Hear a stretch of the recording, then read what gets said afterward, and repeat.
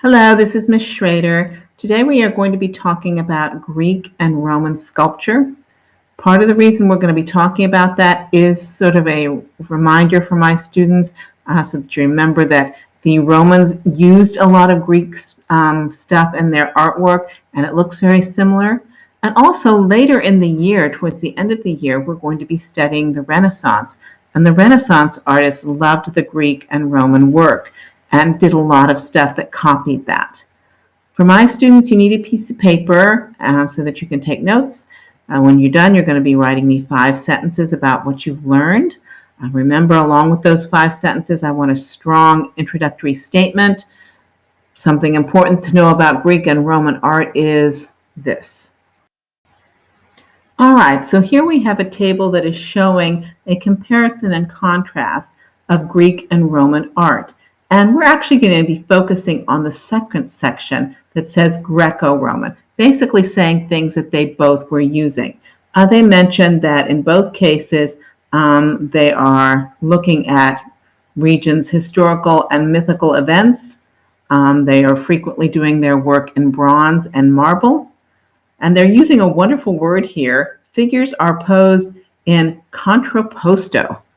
And contrapposto is a word I admit I did not know what it meant. But apparently contrapposto means that the figure is balancing frequently on one foot, or one of the feet isn't having a lot of pressure on it and things like that. So it makes it look as though the person perhaps is stepping forward. Frequently these pieces of art look as though the person has paused for a moment in movement and then is going to continue to move. So watch for that. Watch for things that are contrapposto. And they're mentioning that it is often used for funerals. Something I want to mention that the Greeks were doing a lot of, but not the Romans, is that the Greeks really loved to do work in nudes, having the person without any clothes on. They thought the human body was really beautiful and they wanted to show it off. I mention this in part because you're going to see that again with the Renaissance. Another thing that they were particularly fond of is the idea of draping cloth across the body so that you can see it. Keep in mind, this is stone or bronze. And the Greeks seem to have a fondness for doing sculpture of men, whereas the Romans like to do sculpture more often of women.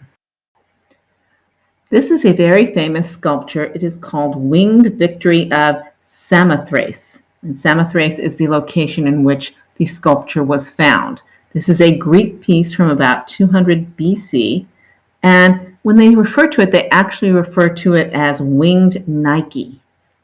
Now, I know all of you know what the word Nike refers to. It refers to people who are selling shoes, but the word Nike actually means victory. Makes sense both with the shoes and making sure that you are showing it in your sculpture. So, winged victory, at one time she did have a head and arms. Those have been knocked off with time, probably in some sort of earthquake, so it wasn't intentional. But the beauty of the movement, you can see that she is stepping forward. Her wings are thrown back. You can see the draping of the clothing here. Now, this is a Greek piece, but it was often copied by the Romans. The most famous piece of it is in the Louvre in Paris. All right, this piece is called Discobolus of Myron. And it's a discus thrower. The guy is going to throw a disc. It was done between 460 and 450 BC. And this particular piece is actually a Roman copy of a Greek piece. And the Greek piece is lost, but the Roman copy, there are a lot of them now. They have one in the Vatican and another in the British Museum. Now, one of the things I want you to notice is, yeah, this guy's completely naked. Can you see his ribs on his side? Can you see the muscle tone in his legs and arms? This is what they're trying to show you with this. The next thing I want you to notice is that, yes, he is standing in a contrapposto position. One of his legs is actually bent and the toe is touching the ground. And the next thing I want you to notice is that this is a bronze piece. Bronze is a type of metal, you melt it down. So what they would have done is they would have created the sculpture in clay and then dipped it into the bronze until the bronze eventually made a solid piece. then they would have melted the clay away later on. Now this is completely a Roman piece. We don't have an exact date for this one. This is called Augustus of Primo Posta, and it was actually discovered in the home of this man's wife, and it was discovered in the 1860s, so many, many years later. But this is the Emperor Augustus, who lived in the 1st century CE. He was, as we've mentioned, an emperor and very, very famous. There are a lot of different sculptures of him. Here he is being shown to look as though he is really very much a leader. He has his arm up as if to gesture, yes, we are going to be able to do this. The other thing I want you to notice is the drapery of the cloth that he is wearing. Really incredible detail. This is a marble piece. It is carved out of stone. And so the draping really looks like it can move, but it cannot. Once again, he is standing in a contrapposta pose. His left foot is lifted up a bit. At his feet, at his right foot, you can see a little figurine there. This is a figure of Cupid. Augustus and his family claimed descent from the goddess Venus, and Venus was the mother of Cupid. So they're kind of pointing out, hey, we are descendant from gods. Okay. All right, this is a Roman copy of a Greek piece.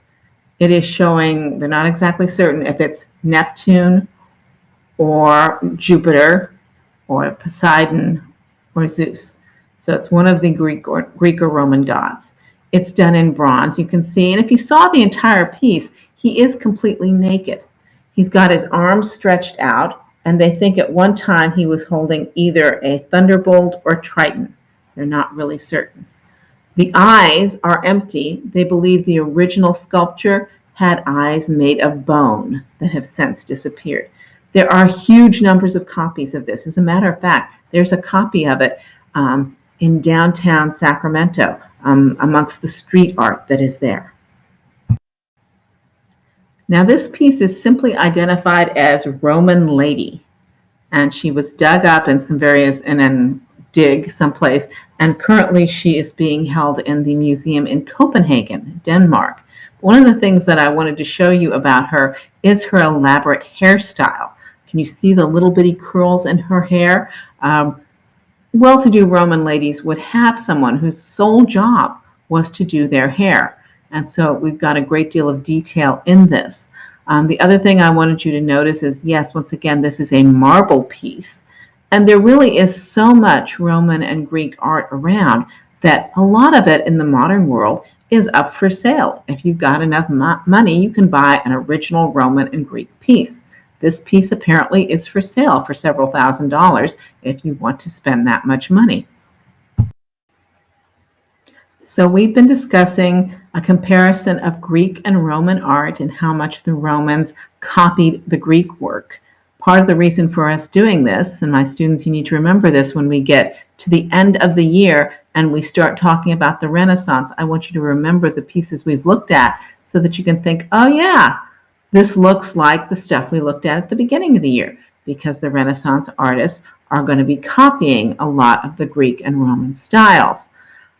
Also, my students, you need to be writing 5 sentences about what you have seen, what you found educational, informational, interesting. Remember, you want a strong introductory statement. And for people who are watching this and aren't my students, I hope you feel that you learned something. Thank you.